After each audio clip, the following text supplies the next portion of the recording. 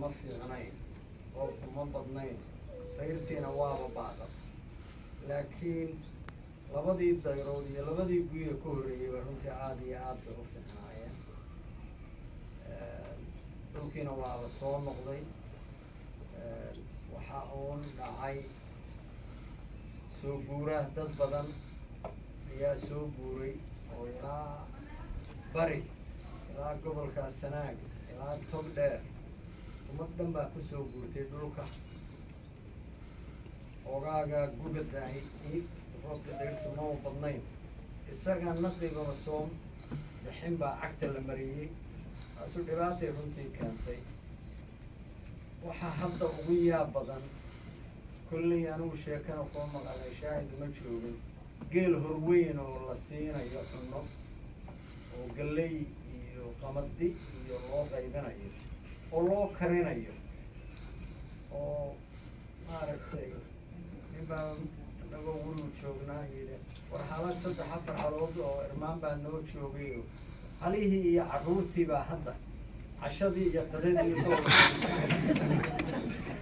marka wax yaab laa dhulkii ka socda inaan hore u arag midda kale yaab kale xanuun baan u malaynayaa cudur inuu jiro xoolaha waa dhimanayaan maba soo aroorayaan anigu waxaan ku qaraadsaday iyadoo la yidhi waa xooluhu 2 habeenayay sii guulaan ama 3 habeenba sii socdaan 3 habeenay soo socdaan hadda xoolihii waa in xerada loogu geeyaa biyaha waa la iska jilcay xoolihiina waa jilceen dadkuna waaba jilcay waxaad ka galaysaa in la jilcay waddadaa markaan maray awr dhaanaad arkaysaa awr qura oo haan qaba ah sida arki maysa waxay sidaan oo ku dhaansanayaan waa jirikaano iyo wax lamida marka adduunkii awr badan oo hadda gurgushaa ama dadka carruurta loogu dhaamayo xoolaha badanna arkiba maysa weliba awrka 4 jir iyo markuu gaadho waaba la iibinayaa 5 jir marka dhulkii wuu isbedelayaa waxaad ka arkaysaa dhulka waa hore ay ugu dambeysay maryan sirta waa haysaa kolley deedda anigu hadda maba qarsanaye waa hore dhulkii ugu dambeysay baan hadda u badbadnahay dhir badan oo dhulka ku arki jirta horta waxaababa arki maysa dureemo iyo caws iyo waxaas waa dhammaadeen duurkii aad mooday in kayn haddaad soo geshid waxaa ugu badana ku celin jiray duur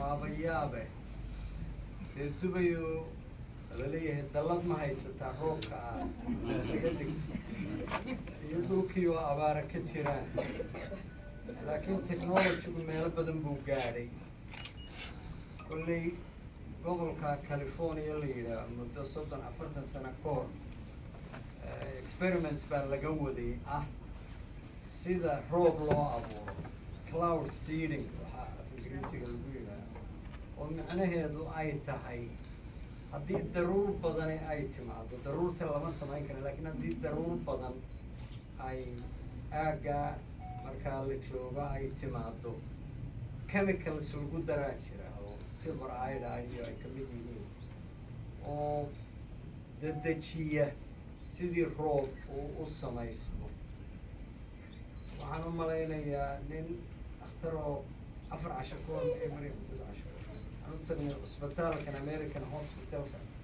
oo Belgian ah yaa yidhi halkan waxaan joogaa dhowr iyo 30 sano haddii la isku celceliyo sanadkii 4-5 jeer bay markay ugu badan tahay roobku ka da'i jiray aaggan imaaraadka haddana sanadkan aynu ku jirro waxaan malaynayaa kacaawa da'aya waa kii 27aad marka ilaahay ha ugu roonaadee kolley walaxaa jira cloud seedingka la sheegay walaxaa ka jira dhulkii aad iyo aad baa loogu tabaalaysnaa warkaa waad haysaan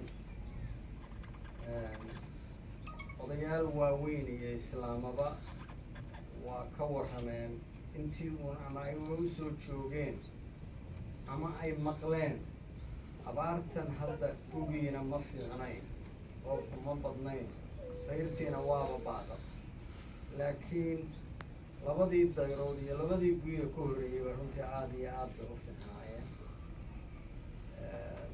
dhulkiina waaba soo noqday. waxa uun dhacay soo guura dad badan ayaa soo guuray oo ilaa bari ilaa gobolka Sanaag ilaa Togdheer ummad dhan baa ku soo guurtay dhulka. ogaaga gugadahay roobka dheertu ma badnayn, isaga naqdigaba soom bixin baa cagta la mariyey. taasu dhibaatay runtii keentay. waxaa gabadh canab la yidhaaho xasan waa lagu ogaa, qaatumoodnimo waa lagu ogaa. waroy bahashu xadiid nabawi waa jire mandhayn, aniga xadiid nabawi gama idin sugayne. man caashara qowman 40 yawman saara minhum, qofkii 40 casho dad la jooga iyagoo kaluun buu noqdaa.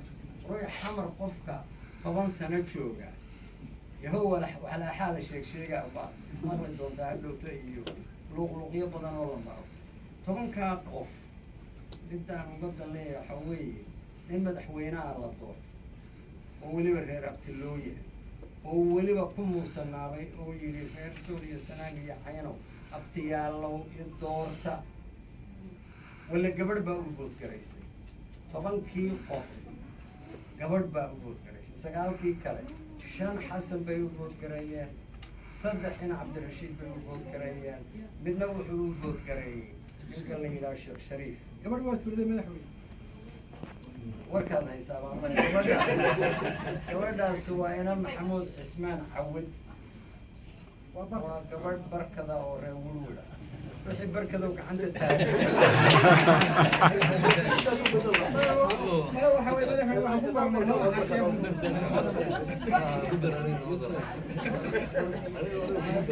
hodan xaaji iyo ina garaa Saleebaan meeshuu vote maray Yaxye ma weydiinayno, eedna uguma haysano. ma rabo arrintaanan ku dheeraado.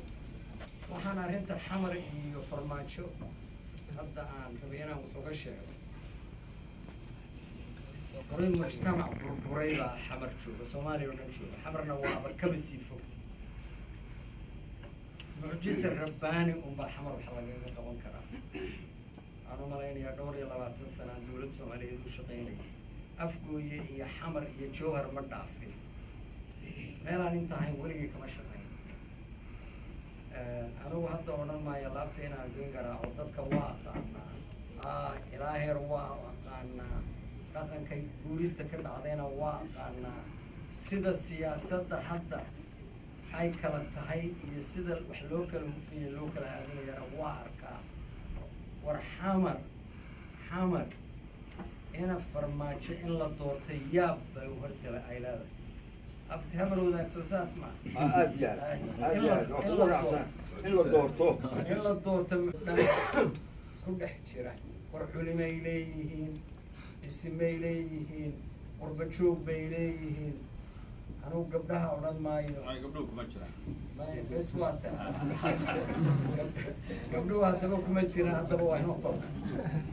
leanno iyaga markay khubeynaya waxay yidhaahaan annaku miyaad aragteen gabdha inaka ahoo baabuur laga soo siinaya Hargeysa?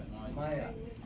miyaad aragteen gabdho intay tagaan Garowwele annagaa xildhibaanka magacaabayno, Garowaanu ka magacaabaynaa oo waxaanu magaca nagula talinaya Cabdiweli baa odhanaya ahey ha idinku soo reerebel matiin 51 idinkii ha yimaadeen 51kii naas. war hadda ciduu Cabdiweli uusan rabin wala halkaa kama soo bixin. haddana 10 baa inoo jooga xamar.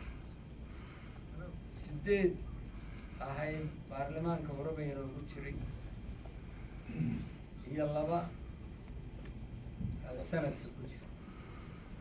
10kaas waxaan isnidhaano wartalow yaa magac khaatumo ama qof leh. war waxaan u dhimanaynaa oo xun nahay dadkaa Suuriya Sanaag iyo Cayn ka yimid.